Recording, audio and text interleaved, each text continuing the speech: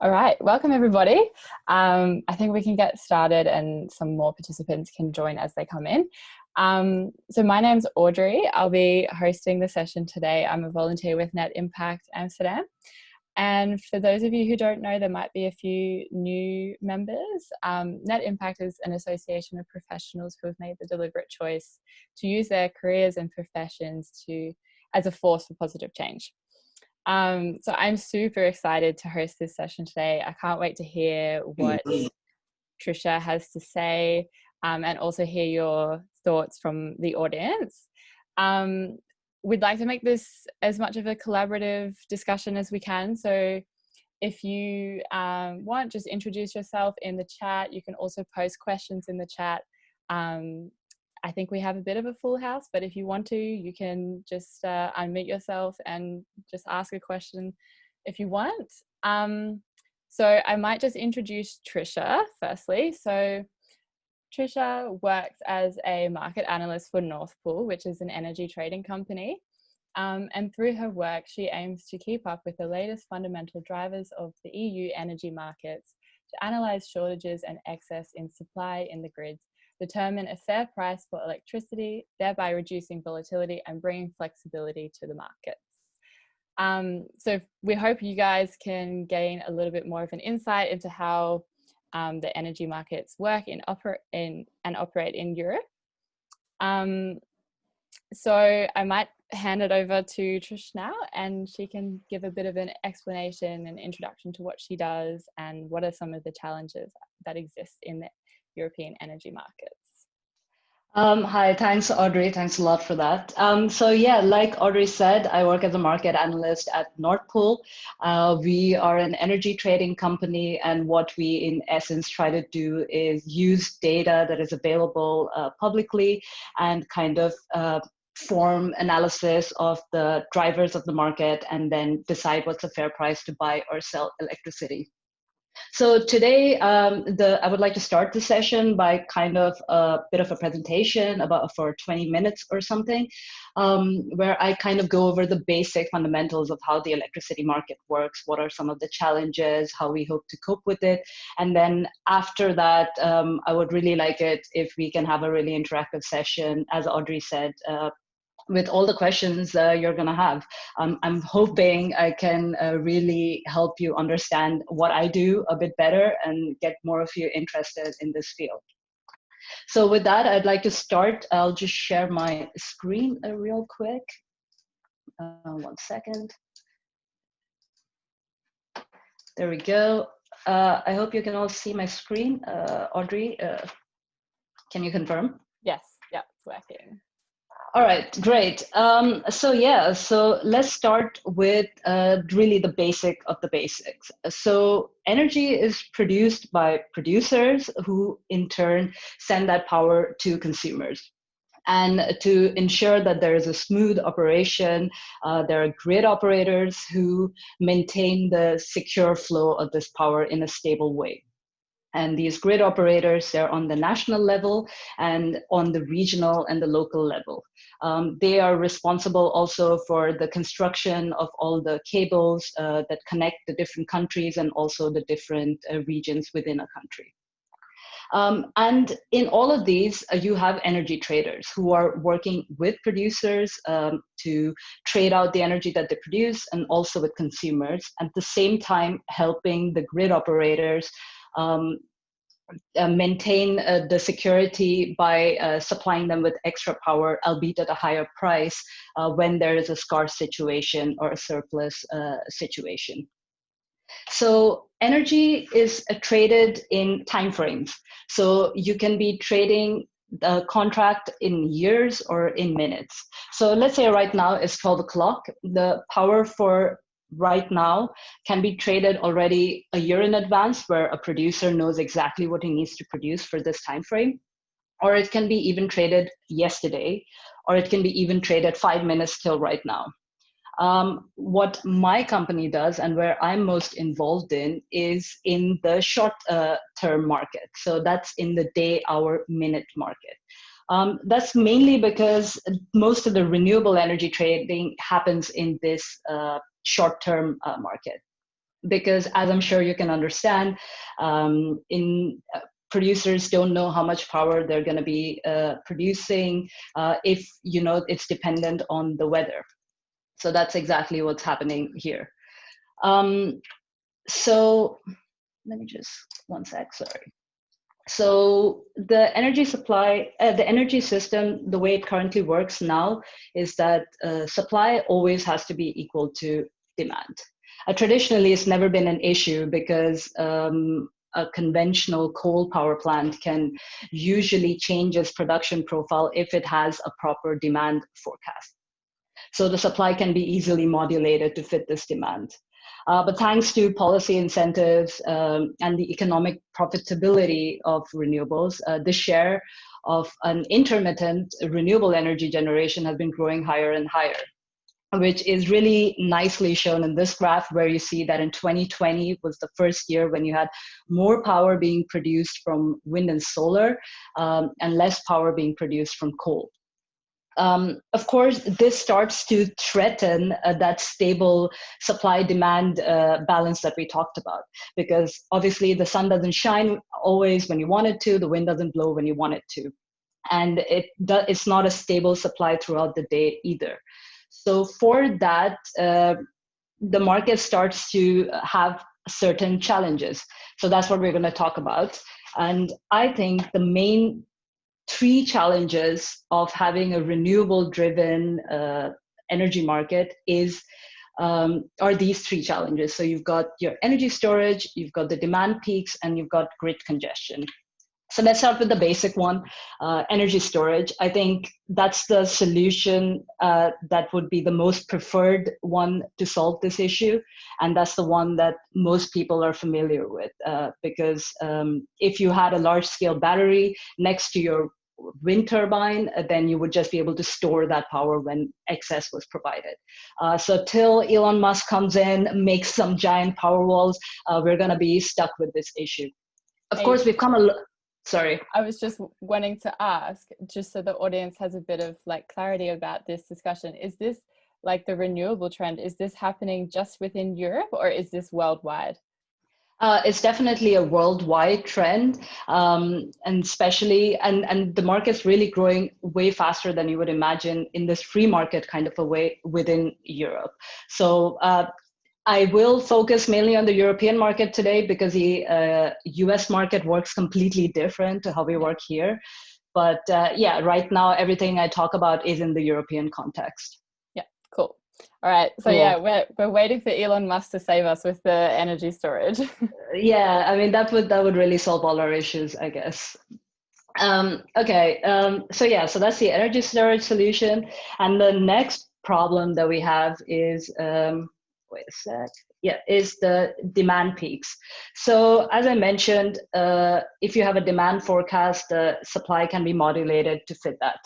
And a day has a certain type of a demand profile where you have a rising demand in the day and then a stable one throughout the middle of the afternoon and then rising again for the evening. And this is fairly standard throughout the day. So this graph here shows what is the actual demand in a country, in Germany, actually in the region of Germany. And the blue one, the orange line, shows how much of that demand is filled by solar production. So in the middle of the afternoon, you can see that most of it, or at least how much is it? It's like 40% of it can be supplied by only solar production. So what's happening in this middle of the day is pretty intuitive. You turn down your conventional source of power and you just have that switch on again when you need it. And that's exactly what starts to happen around 5 p.m., 6 p.m. when you lose your solar production completely. And then you go from a surplus renewable to a short, scarce renewable supply. And then you start to resemble what looks like a duck. And this is called a duck curve, which is quite an issue that is seen in very solar heavy countries. So the south of Germany really has this issue. So the neck of the duck really represents the surplus to scarce renewable generation. So but the power demand is still there, of course. So at the moment, the only way to solve that issue is with a conventional source of power. And since the demand is inflexible for the most part and cannot be modulated in the current design of the electricity market we are still stuck with this issue. And finally, the third problem, this I think is the big boy problem of the renewable energy transition.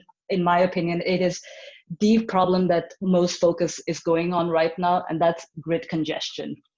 And the concept is quite simple. Like, think of it as a traffic congestion on a Monday morning where everyone is going from Rotterdam to Amsterdam for work. So this one-way directional flow of traffic causes a lot of congestion, and that's why you're stuck in traffic for 1 hour cursing at your neighbor next to you. So energy systems are not too different. Power also flows in a linear fashion from its point of production to its point of consumption. It's not been an issue in the past because the generation was localized to different areas. But now, since the overall demand is rising and the renewables are, let's say, for example, an offshore wind park or an onshore wind park is installed in certain areas, the power needs to travel longer distances. And unfortunately, our current grids aren't equipped to be able to handle that flow of power. So that's why we start to have grid congestion. And I think this picture really nicely describes it. So what you're looking at here is 2015, where the blue represents a surplus area of production of power, and the red is a deficit area of production. So in 2015 and even current day, the production is fairly distributed throughout the country. Okay, of course, there are some power deficit areas, but overall, it's not that bad, and the power can easily flow between the surplus and the deficit area. But 2030, we really start to see the problem aggravating, where the surplus of power is really in the north, and the south has very few generators to be able to supply the need. And that's mainly happening because the south has a lot of a lot of coal-generated power, and that's going to be decommissioned in the next couple of years. And the north is getting more construction of offshore wind and onshore wind. So the power in the north has to flow towards the south. Not a problem, again, if the grids were equipped to handle it, but they're not. So the only solution that the current market allows for is to turn down the amount of production in the north and turn up the production in the south with whatever little is available. So you have a more balanced country output. And this system has quite a bit of an economical and an ecological cost. I'll start with the ecological one. So like I said, most of the north has onshore and offshore wind. So the only thing that they can switch off in that case is ask a wind turbine to switch off its production. And in the south, you still have a few conventional sources of power. So let's say a coal plant or a gas plant that needs to be ramped up. So as I'm saying this, I'm sure you're already realizing that on a windy day when there should be peak wind production, we're asking a wind producer to turn down their production. And of course, this doesn't come for free. They have to be compensated by the grid operators to do so because it's not profitable for them to switch off their production. And at the same time, these grid operators are also paying a gas plant to turn up their production in the south. So what we are doing is quite nonsensical, in my opinion, on a day where we could be just getting the most renewable energy in the system. Furthermore, sorry.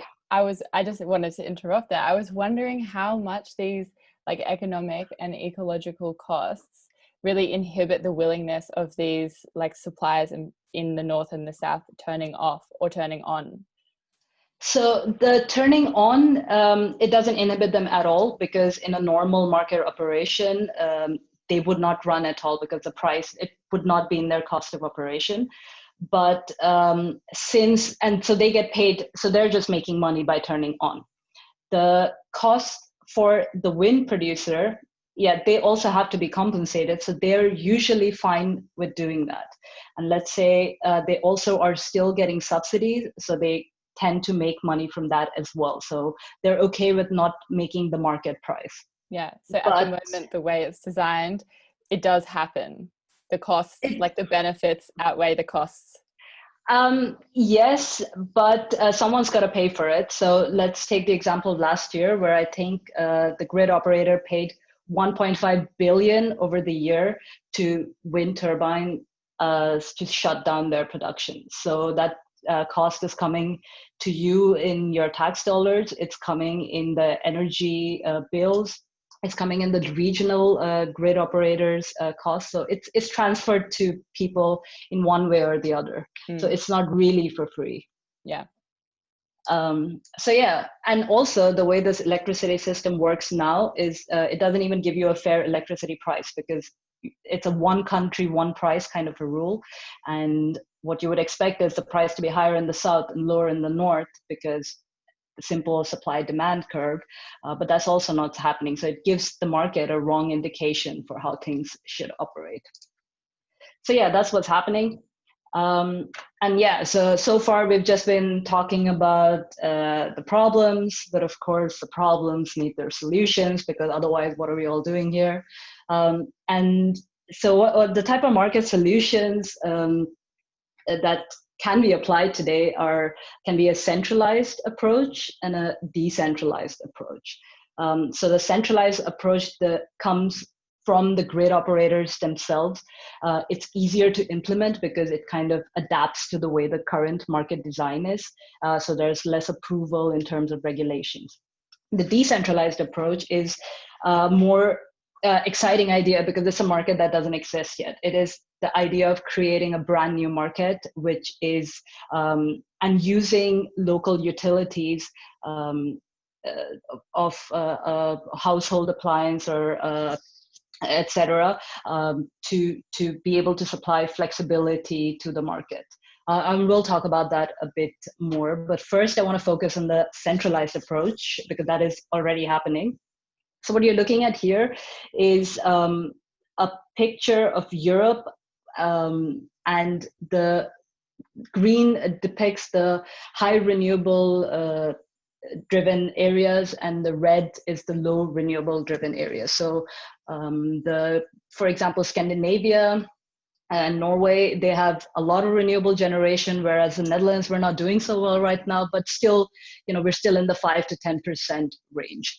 So an ideal solution would be, so when you have congestion of oversupply in the north of Germany and undersupply in the south, for example, would be if the power could easily flow to the Netherlands, which would need it, and then the south could get power from either France or from Austria, and then, kind of balance the grid that way.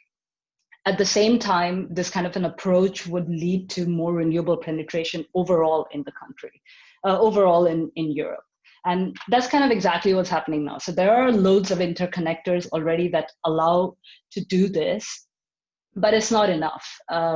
So that's been a big part of the plan for the European Commission, is to build more and more of these grids to kind of allow seamless, continuous power flow between Europe on a minute-to-minute basis, and and just increase the whole renewable supply within the continent, within the European, Copperplate is what they call it.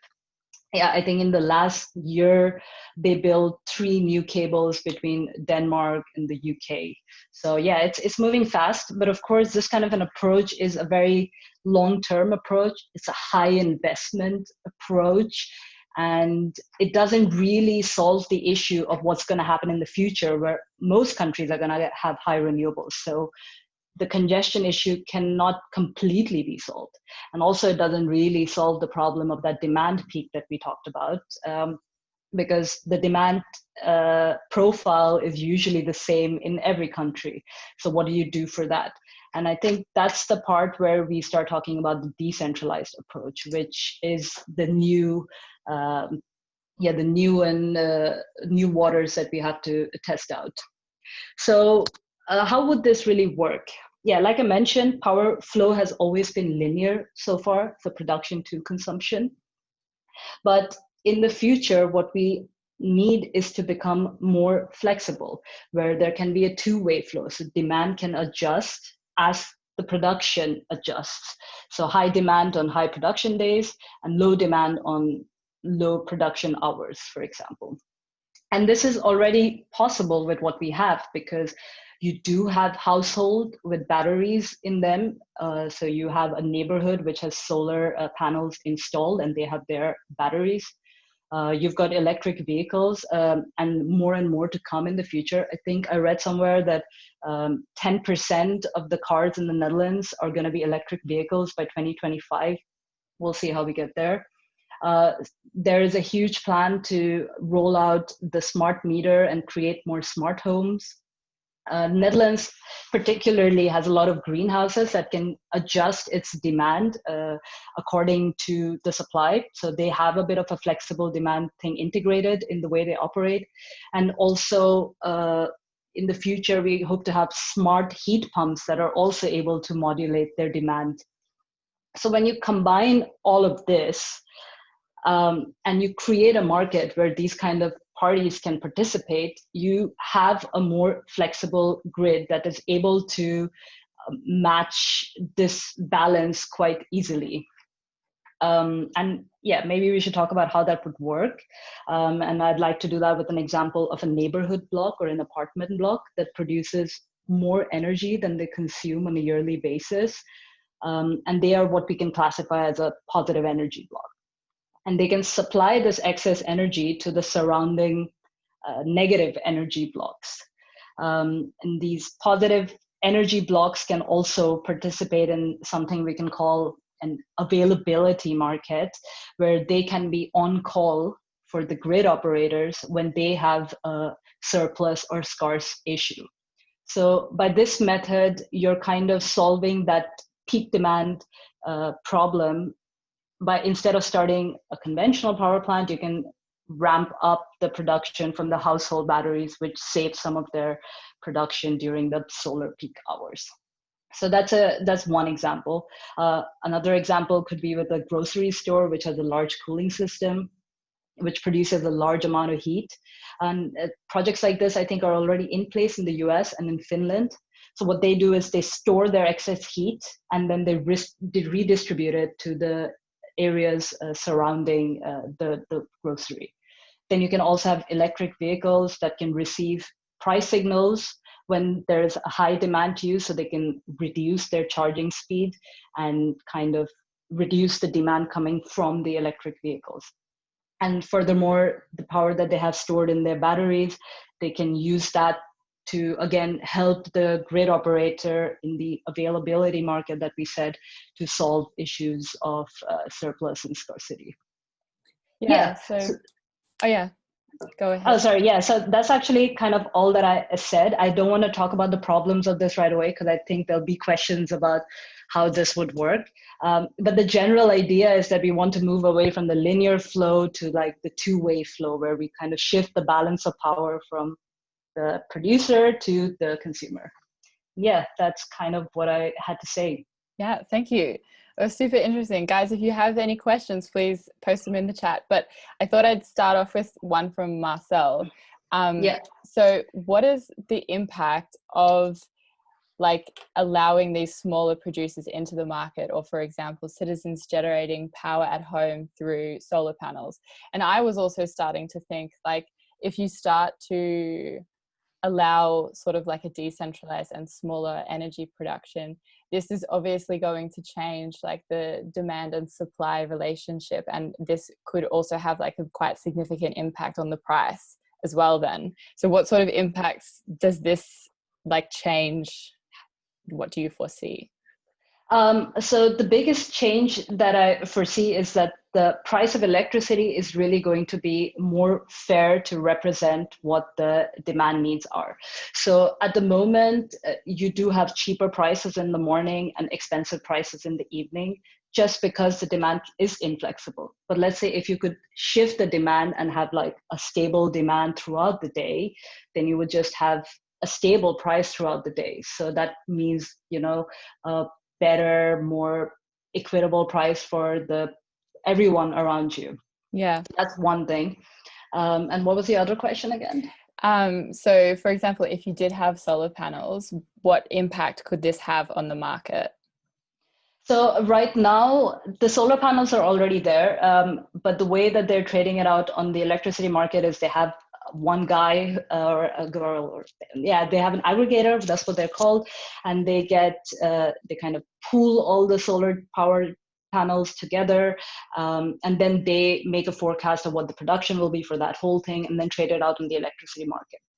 The producers themselves don't have too much say in how much they want to produce or not. They just have to get one fixed price. So that's what's happening right now. In the future, if you would have a local energy market, they could sell part of that power, get the fixed price, but they could also choose to participate in the local market where they could get a higher price when the need would facilitate that. So that kind of gives incentive to the solar producers or to make more money, so to say. And that's what they care about. Yeah. And do you think like the introduction of higher or higher carbon prices is also impacting like the motivation for there to be more renewable energy production? And do you already see like an impact of the carbon price on the market prices of energy? Absolutely. I think the first graph of the switch between coal to renewables that I showed you is a direct effect of the high carbon prices, because it's just not profitable for a coal plant to operate the same way. So I think when I started this 4 years ago, you saw a lot more coal power generation in Germany than what you see right now. I wouldn't say the production of renewables has increased a lot more, because they were always there, but they're just being utilized a lot more than they were before. And the base is kind of not supplied by coal, but with gas or with the interconnectors that we talked about. Yeah, that's one thing we also haven't talked about much, is gas and what the role that has in the energy markets in Europe. Big one, I would say, especially in the Netherlands, where it's quite gas driven. I do kind of keep the focus of these topics kind of related to coal, because our focus has really been to reduce the CO2 from coal. But yeah, gas is an issue, which is a little bit, I think, for the future, once we've figured out how to phase out coal and how to integrate more renewables. So I kind of see it as it's a step process. Another thing is you do have like this combined heat power systems, and you had these the quick gas that are kind of responsible for providing flexibility in the current markets right now. So that's still done with gas, because they're more efficient than coal as well. Yeah. Okay. Maybe talking about keeping on the track of renewable sources of energy, we have one question from the audience. How do you think renewable sources besides wind and solar, which can be slightly more controllable, e.g. biomass, play a role in the future? So biomass is already being used to provide flexibility to the current grid operators. So maybe I can try to explain this without going too much into a complicated discussion. So I did mention that power has to be delivered for a particular hour at the same time. But the amount of power that's delivered for that hour is not always what is required. So the grid operator always has to intervene to kind of stabilize it to what is actually required. And that is what we call the current flexibility market or imbalance market. And that power is acquired by the grid operator through whatever is available. So currently that is gas and biomass. Biomass is a big one in the Netherlands. And that's what we hope to change a bit more with the solar batteries and electric vehicles. So that's my answer for biomass, at least. Okay. Yeah, cool. Thank you. Okay. One thing which I know is difficult to discuss, but I want to ask about it, is energy storage. So we have a question. One of the major challenges facing renewable energy is energy storage, of course, and the cost of installation and maintenance. How do you think, in your opinion, how can we solve this problem? The energy storage problem particularly, yeah, that is quite a big challenge, I have to say. And part of the issue would be if we could kind of, I'm thinking if you could kind of convert this energy into not to be stored in a battery, but you could convert it to hydrogen or something that could be used by vehicles. That could be one way of solving the problem. So then you kind of redistribute the use case a little bit. The other way to solve it is really to,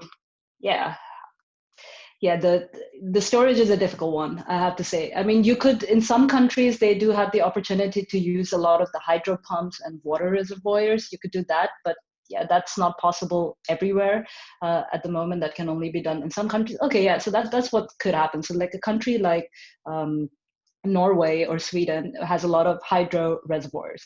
So if you could kind of redirect your power there, they could store it in their hydro power method and then reuse it later. So that would be one way to solve the problem as well. So these how can you store energy in a hydropower plant? So basically they do a bit of a conversion to it.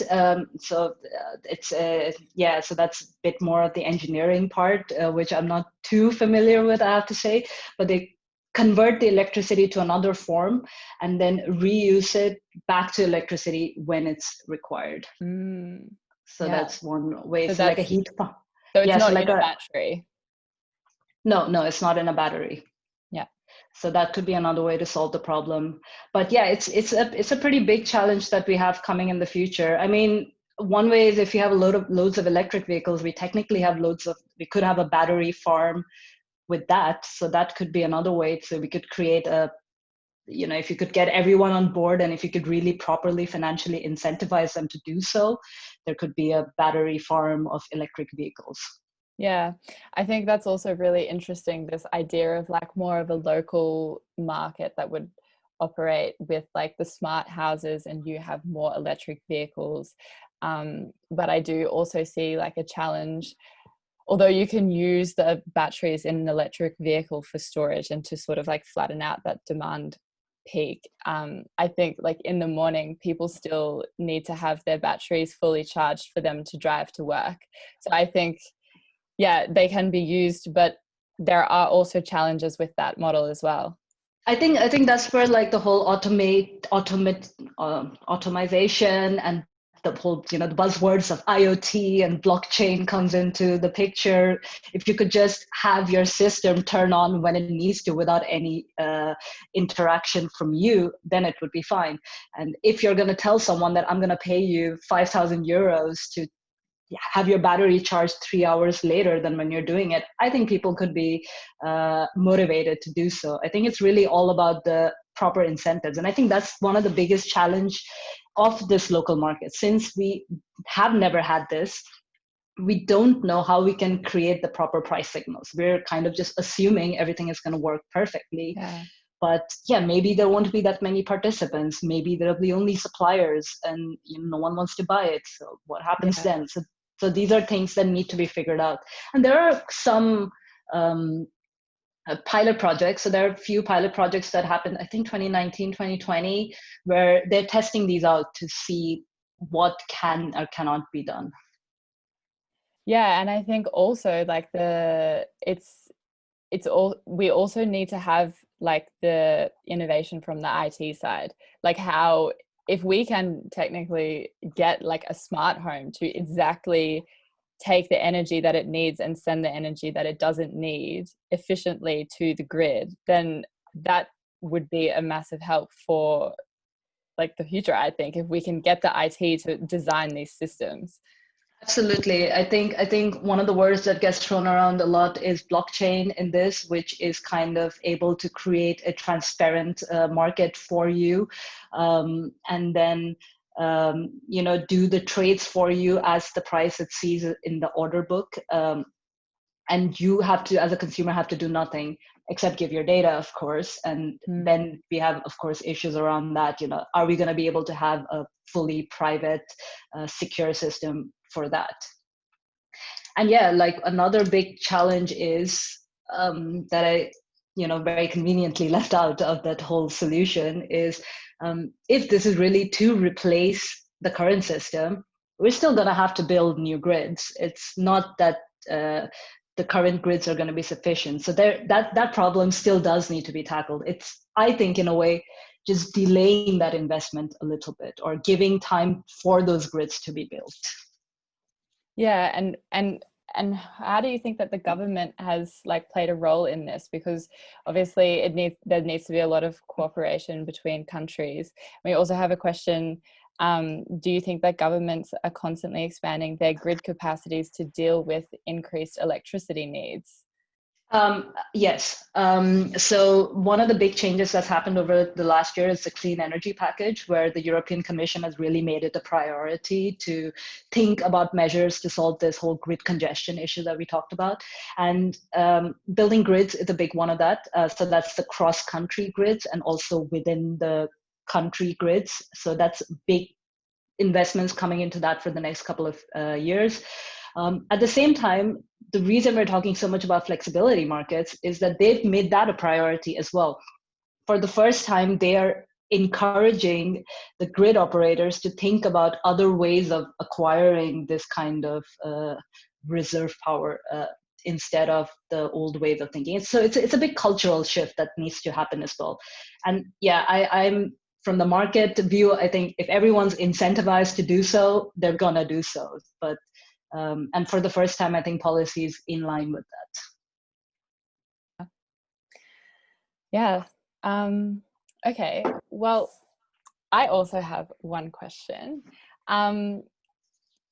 What is your opinion on the statement that renewables can help solve climate change?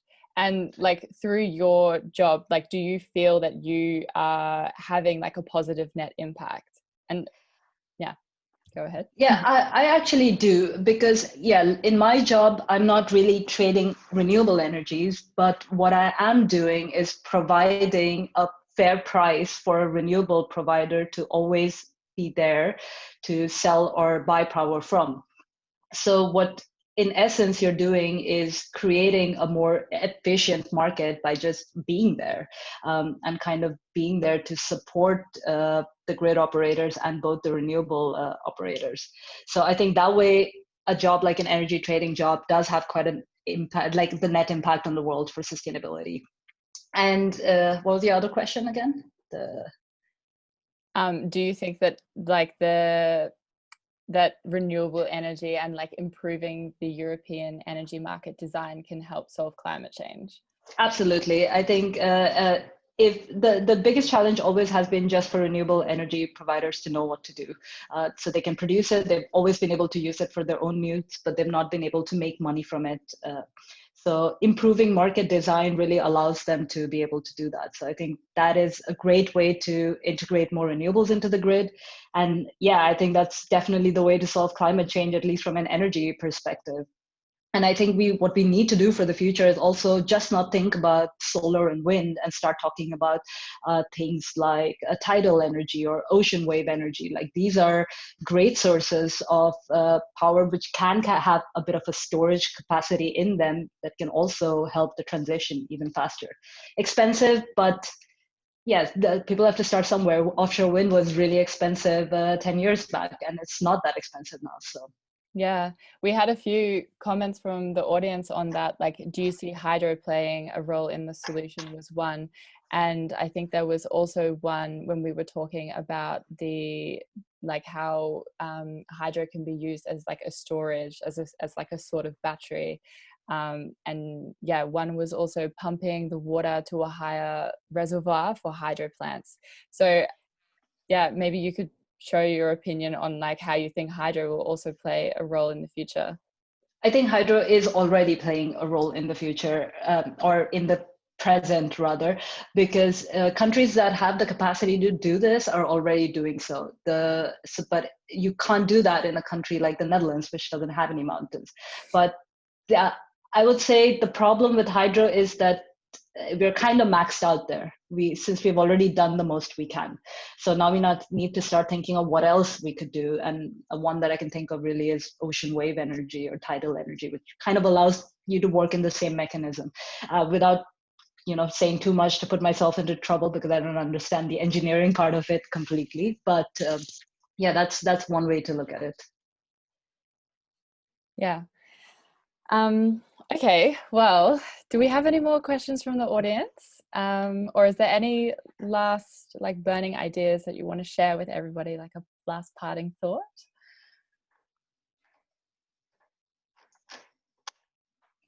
Yeah, it's I don't think they're. Yeah, but well, I think it's very interesting to hear your thoughts. And also, I personally think that the improving the energy market design and the integration of renewable energy can have a massive benefit if we want to start meeting these climate targets in the future. And yeah, I definitely think you have a positive net impact through your career. Thanks. I think someone has a question about demand side management. Yeah. So I'm not sure what exactly the question was. More questions. Oh, we do. Oh yeah, hydrogen. I think that hydrogen cars, those sorts of things. Yeah, as I was saying it, I saw myself putting myself a little bit in hot water there, because that's really, I think hydrogen does have a role to play in the future. I think hydrogen cars or hydrogen storage, but I think it is quite expensive from what I understand. So I think it's more expensive than batteries at the moment, but I'm not too sure about that one. Yeah. And I think. Okay, yeah, the demand side. So how could demand side management alleviate some of the issues with congestion demand peaks? So one of the big things is that most of the demand in the evening is kind of because you go home, you start making your dinner, and you start your dishwasher after your dinner, or you start your washing machine in the middle of the day, simple things like that. So if they can just be shifted to, let's say, the middle of the day. I always like to say middle of the day because it's solar, but wind could be at any point. So let's say there's a lot of wind in the night. If you could just delay your washing machine to start 5 hours later, that would kind of solve the issue. But the problem with that is no one is really thinking about that. So what you need is just a signal and something to act on it. So that's the whole automated smart home system. So I think demand side response really happens, at least from a household's perspective, once you have a smart home in place. Yeah, or there's those price indicators that will change the behavior of the consumers, could be one option. But then also, if we think that that's not possible to achieve such a large behavioral change ourselves, then the smart homes is also one way to solve that. Yeah, absolutely. Yeah. And we have one last question. How are we sure that we are having a positive impact considering the production of the polluting batteries? Yeah, that's a tough question now, isn't it? Because we also need to mine a lot of these minerals to produce the batteries. So that's also absolutely, and a lot of that is coming from, let's say, tense areas in the world. Yeah. Honestly, I don't have a good answer for that, because that's a really big problem, a worldwide problem that we have to answer, and that kind of comes with helping the troubled areas figure out their political situation, and also just figuring out a better way for mining.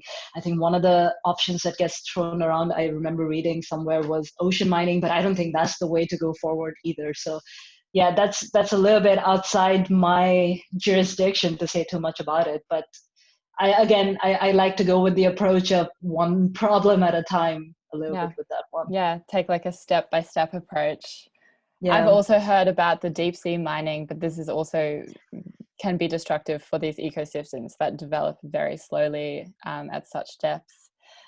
But yes. Yeah, great. Okay. Yeah, I'm super happy for Net Impact to give me this the opportunity to talk here. I see some familiar faces, so I hope that was fun for them. And yeah, everyone else who came here was really interested about this.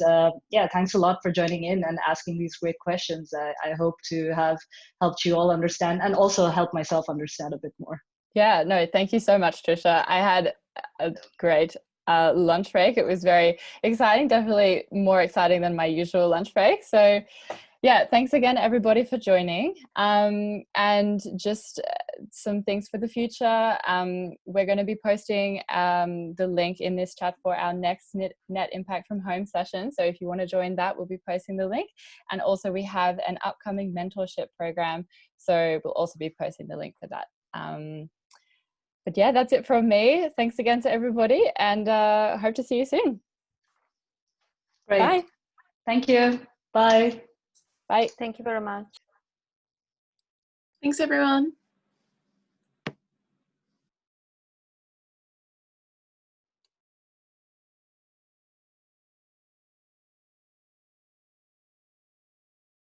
Maybe we can just wait a few minutes so that people can grab those links if they want. Recording. Yeah.